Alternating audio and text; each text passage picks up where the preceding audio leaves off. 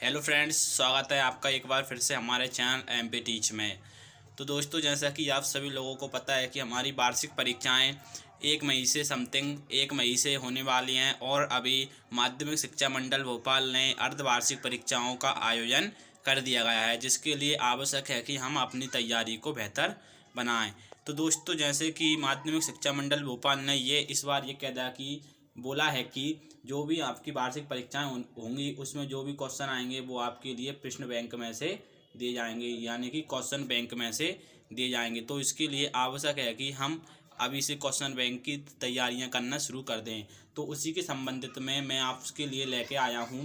ये देखिए, यहाँ पे लिख रहा है कि प्रश्न बैंक 2020-21 यानी कि माध्यमिक शिक्षा मंडल भोपाल द्वारा उपलब्ध कराया गया है। और ये इंग्लिश है, जनरल इंग्लिश। तो इसका पहला पार्ट है कि teach me to listen Lord, यानी कि आज हम अध्याय 1 करने वाले हैं। इसमें करने वाले हैं हम आज अध्याय 1 के कुछ महत्वपूर्ण प्रश्न। हम अध्याय 1 करने वाले हैं। इस अध्याय का नाम है teach me to listen Lord. यदि आप इस पार्ट को अच्छे से कर लेते हैं तो आपके 3 या 4 नंबर, मतलब कि ये कहते हैं कि 1 और 2 पार्ट में से मिलाकर लगभग 11-12 नंबर का आप वार्षिक परीक्षा में आता है। तो दोस्तों, इसे करने के लिए आप हमारे साथ बने रहिए वीडियो के लास्ट तक। हम आपके लिए एक एक क्वेश्चन का यहाँ पे हल बताएंगे। तो सबसे पहले इसमें 30 ऑब्जेक्टिव दिए गए हैं, जो कि आपका पार्ट 1 है, उसमें 30 ऑब्जेक्टिव दिए गए हैं। इन्हीं ऑब्जेक्टिव में से आपको वार्षिक परीक्षाओं में देखने को मिलेंगे। तो हम इसकी तैयारी शुरू करते हैं।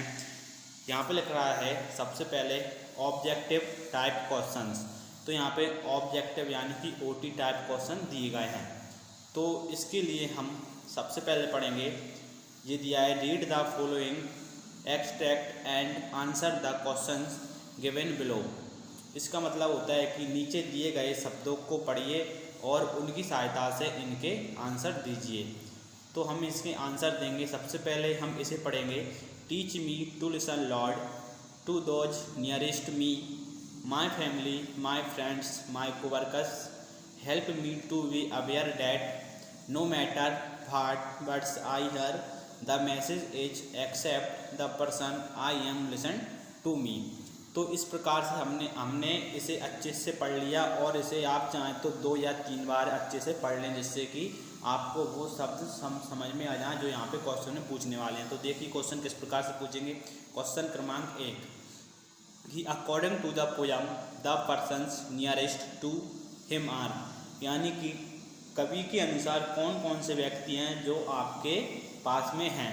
तो इसमें दिया था माय फैमिली, माय फ्रेंड्स और माय कोवर्कर्स, ये सभी लोग आपके आसपास रहते हैं। तो इसका आंसर हो जाएगा ऑल ऑफ दीज। एक किस प्रकार से होगा, यहाँ पे दिया है कि मेम्बर्स ऑफ हिज फैमिली, यानी कि उनकी फैमिली के सदस्य, उनके परिवार के सदस्य। नंबर बी है फ्रेंड्स, यानी कि दोस्त। और नंबर सी है कोवर्कर्स, यानी होता है कि साथ में काम करने वाले लोग, आपके साथ में जो व्यक्ति काम करते हैं उन्हें कहते हैं कोवर्कर्स। और परंतु यहाँ पे तीनों लोग होते हैं, यहाँ पे 3 लोग आपके साथ होते हैं। तो इसका आंसर हो जाएगा ऑल ऑफ दी, यानी कि डी वाला इसका आंसर सही हो जाएगा। इसके बाद देखते हैं प्रश्न क्रमांक 2।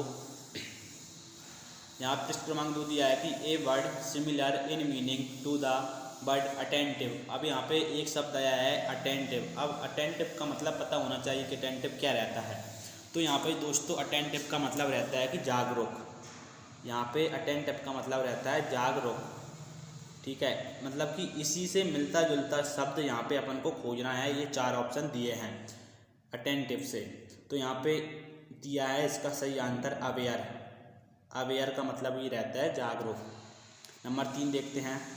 The word opposite in meaning of forest. इसका अपोजिट यानी कि इसका उल्टा करना है। फॉरेस्ट, फॉरेस्ट का मतलब रहता है कि दूर, और नियरेस्ट, नियरेस्ट का मतलब रहता है करीब या पास। परंतु यहाँ पे फॉरेस्ट में EST लग रहा है पीछे। यदि ये फार होता तो हम इसका करते, तो फिर हम इसका नियर कर देते, परंतु इसमें EST लग रहा है, इसलिए हम इसे नियरेस्ट करेंगे। EST हम इसके पीछे लगा देंगे, तो इसलिए हम इसे नियरेस्ट कर देंगे। इसका आंसर हो जाएगा नियरेस्ट। नंबर 4 देखते हैं। नंबर 4 है name of the poem from which these lines have been taken. मतलब कि यह कौन से पार्ट से ली गई है। तो इसका नाम है teach me to listen Lord. Teach me to listen Lord से ये ली गई है। ठीक है, नंबर 5 पे देखते हैं अब इसका आंसर। नंबर 5 पे आएगा a word similar in meaning to the word hear, यानी कि हियर का सिमिलर, यानी होता है सुनना, और यहाँ पे दिया है बी यानी कि लिसन, लिसन का मतलब भी रहता है सुनना, तो इसका आंसर हो जाएगा सही लिसन। नंबर 6 देखते हैं give the name of the poem, give the name of the poem मतलब रहता है कि give the name of the poet, इसका मतलब रहता है कि इस कविता के जो लेखक कवि हैं उनका नाम बताइए, तो यहाँ पे इनका नाम होगा एनोनियस। ठीक है दोस्तों, नंबर बी देखते हैं। अब बी पे भी इसी प्रकार की आपको एक एक्सट्रैक्ट दी है और इसे पढ़ के हमें इसमें आंसर करना पड़ेगा। तो इसे हम पढ़ेंगे किस प्रकार से कि teach me to listen Lord to those far from us, far from me, the whisper of the hopeless, the plea of the forgotten, the cry of the anguished. अब इसके आंसर हम किस किस प्रकार से देंगे हम आपको बताएंगे। यहाँ पे दिया प्रश्न क्रमांक 7, इसका आंसर देना है। तो इसका आंसर है कि the opposite word of near is. देखिए मैंने आपको पिछली बार बताया था कि यदि उसमें फार दिया है, फार यानी दूर, तो इसका हो जाएगा नियर, परंतु यहाँ पे नियर दिया है तो इसका हो जाएगा फार, परंतु यहाँ पे EST करके दिया था इसलिए हमने इसमें EST लगाया था, परंतु अब की बार इसमें डायरेक्ट दिया है तो हम इसे डायरेक्ट कर देंगे। नियर का अपोजिट पूछा है तो इसमें हो जाएगा नियर का अपोजिट फार। नंबर 8 देखते हैं the poet has not mention pupil has far from him, तो इसका होगा सही आंसर डाउन ट्रोडन। ठीक है, पृष्ठ क्रमांक 9 देखते हैं। पृष्ठ क्रमांक 9 है the poet wants us to reach to the, खालिस्तान दिया है यहाँ पे, and listen to their plea. इसका आंसर होगा सही, इसका आंसर हो जाएगा ऑपरेस्ट प्यूपिल, ऑपरेस्ट प्यूपिल इसका आंसर होगा। प्रश्न क्रमांक 10 देखते हैं a word similar in meaning to a low quiet voice. Low quiet का मतलब रहता है कि धीमी आवाज़, धीमी आवाज़ में यदि कोई बोलता है तो उसे कहते हैं विस्पर यानी कि फुसफुसाना। ठीक है, आगे देखते हैं प्रश्न क्रमांक 11 who says teach me to listen Lord, इसका सही आंसर होगा द पोइट। ठीक है दोस्तों, अब देखते हैं प्रश्न क्रमांक 12। यहाँ पे 12 किस प्रकार दिया गया है वो देखते हैं। तो the word opposite in meaning to aware, aware मतलब रहता है जागरूक, तो इसका पूछा है इन्होंने अपोजिट यानी कि उसका उल्टा पूछा है, तो अनअवेयर हो जाएगा, इसमें लग जाएगा अन अवेयर, इसका सही आंसर हो जाएगा। ठीक है, नंबर 13 देखते हैं the poet wants to listen to the खालिस्तान ऑफ द एंग्विश्ड, इसमें आएगा विस्पर। ठीक है, नंबर सी देखते हैं। यहाँ पे सी में भी एक आपको लाइंस दी हैं, कुछ इन्हें पढ़ के आंसर लिखना है। तो लाइंस क्या हैं बताएंगे। यहाँ पे लिख रहा है कि teach me to listen Lord to myself, help me to be less afraid, to trust the voice inside in the deepest part of मी।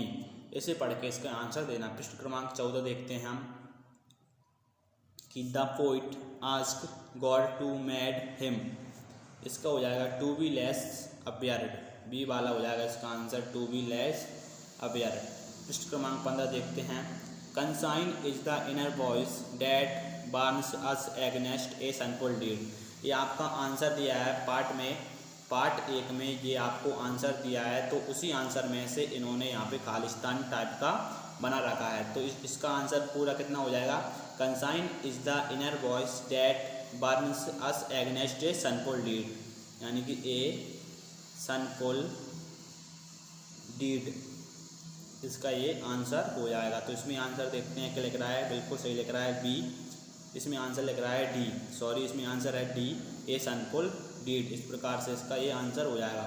अब देखते हैं पृष्ठ क्रमांक 16 में दिया है our Khalistan distinguishes between what is right and what is wrong. ये भी आपका आंसर में से दिया गया है, ये ऑब्जेक्ट भी आपका आंसर में से दिया गया है। इसी प्रकार बता दें कि आपको जो भी वार्षिक परीक्षाएं होंगी उसमें अब ऑब्जेक्टिव आएंगे आपको 30। अब वो कहाँ से देंगे, वो देंगे आपको आंसर में से, जो आपके क्वेश्चंस के आंसर रहते हैं उसी में से आपके आंसर उसी में से आंसर जो रहते हैं उसे ऑब्जेक्टिव टाइप में आपको बना के दे देंगे।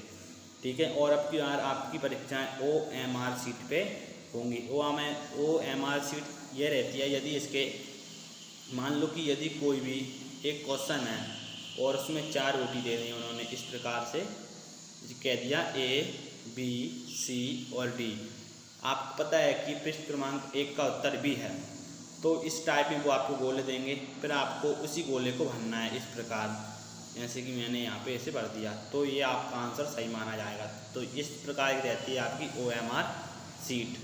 तो आगे पढ़ते हैं। ऐसे हम कहाँ कर रहे थे, हम कर रहे थे प्रश्न क्रमांक 17। आप करेंगे हम प्रश्न क्रमांक 17, और इसमें प्रश्न क्रमांक 16 में है आपका सी वाला अपेयर्ड का मतलब ये रहता है कोई भयभीत। ठीक है। नंबर 18 देखते हैं। Where is the voice inside, तो इसका आंसर होगा डी वाला, in the deepest part of poet. Number 19 पे देखते हैं। Who is the speaker in the poem, इसका होगा पोइट। सी वाला आंसर इसका सही हो जाएगा। उसके बाद देखते हैं 20वां। whom does the poet address his prayer to, इसका सही आंसर होगा बी वाला, टू गॉड इसका आंसर हो जाएगा। Number D. अब डी में अभी कुछ इसी प्रकार की लाइंस आपके लिए दी हैं। और एक बात और मैं आपको इम्पोर्टेंट और बात बता दूं कि आपको एक पार्ट में से कुछ लाइंस मिलेंगी जिन्हें कहते हैं एक्सटेंट, मतलब कि इन्हें कहते हैं स्टेंजा कहते हैं इन्हें। ये आपको एक पार्ट में से 2 स्टेंजा देंगे, इनमें से आपको कोई भी एक स्टेंजा पेपर में हल करना होगा।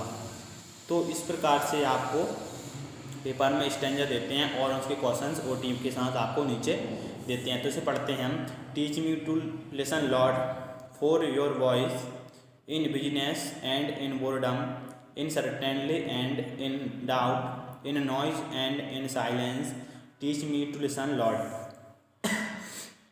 तो इस प्रकार दिया गया है, इसे करेंगे हम, इसके आंसर देखेंगे। अब अभी तक हमने 20 क्वेश्चन इसके हल कर लिए और अब इसमें बचे हैं कितने क्वेश्चन, ओनली 10 क्वेश्चनों को हम अभी हल करते हैं। तो यहाँ पे 21 कि the poet binds us to listen to, इसका सही आंसर होगा अवर ऑन वॉइस। 22 में देखते हैं। Give the noun from of doubtful की यहाँ पे नाउन पूछी है, तो इसका नाउन होगी डाउट। यदि कोई भी शब्द है जैसे कि डाउटफुल को ही ले ले, डाउटफुल ले लिया, ये है एक नाउन, यदि उसमें कुछ भी लगा देते हैं यहाँ पे फुल, तो ये बन जाती है एडजेक्टिव, यानी कि विशेषण बन जाती है। नंबर 23 देखते हैं। Noun from of silence, silent जो रहता है, साइलेंट की नाउन फॉर्म पूछी है तो वो होगा साइलेंस। नंबर 24 देखते हैं। What does the poet want to be taught, इसका आंसर होगा टू लिसन। नंबर 25 देखते हैं। A good person is invariable a good, इसका आंसर होगा लिसनर। ठीक है। आगे देखते हैं। अब पृष्ठ क्रमांक 27 देखेंगे। OT नंबर 26 भी देखेंगे पहले कि we should begin by listening to those who are, इसका सही आंसर होगा द नियरेस्ट। सी वाला इसका सही आंसर हो जाएगा। अब 27 वाले देखेंगे हम इसका आंसर। 27 वाले में क्या दिया गया है यहाँ पे, तो 27 वाले में दिया गया है कि we should heed the voice of those who are, इसका होगा ऑप्रेस्ड, इसका हो जाएगा ऑप्रेस्ड। नंबर 28 में देखते हैं कि a person opposite in meanings to refuse, इसका हो जाएगा एक्सेप्ट। 29 में देखते हैं। A word from the poem similar in meaning to appeal, similar to meaning appeal यानी होता है कि प्रार्थना करना या फिर याचना करना। तो प्ली का मतलब ही होता है प्रार्थना करना या फिर याचना करना। प्ली का मतलब रहता है, इन दोनों के मतलब सेम रहते हैं। 30वां देखते हैं। Who guides us everywhere and at all time, इसका होगा गॉड। ठीक है दोस्तों, इसी प्रकार हमने आपको 30 क्वेश्चन यहाँ पे OT के साथ बता दिए हैं, जिसमें से आपको पेपर में 3 या 4 क्वेश्चन देखने को मिलेंगे और ये आपको 3 या 4 नंबर आसानी से देंगे यदि आप एक पार्ट अच्छे से कर लेते हैं। इसी प्रकार हम आगे के पार्ट जो हैं वो आएगा अध्याय 2, a friends who come from the sky. इस प्रकार हम आगे की जो भी हमारी वीडियो आएगी उसमें हम आपको इस पार्ट का सॉल्यूशन बताएंगे और हम इसकी लिंक आपको इसी वीडियो के डिस्क्रिप्शन बॉक्स में दे देंगे, जहाँ से जाके आप इसे देख सकते हैं। तो दोस्तों हमारे चैनल MP टीच को सब्सक्राइब कर लीजिए और दबा दीजिए बेल आइकन, क्योंकि जिससे कि हम जो भी वीडियो अपलोड करेंगे उसकी नोटिफिकेशन आपको सबसे पहले मिल जाएगी। धन्यवाद दोस्तों, मिलते हैं नेक्स्ट वीडियो में और इसी प्रकार लाते रहेंगे आपके लिए प्रश्न बैंक का सॉल्यूशन। धन्यवाद।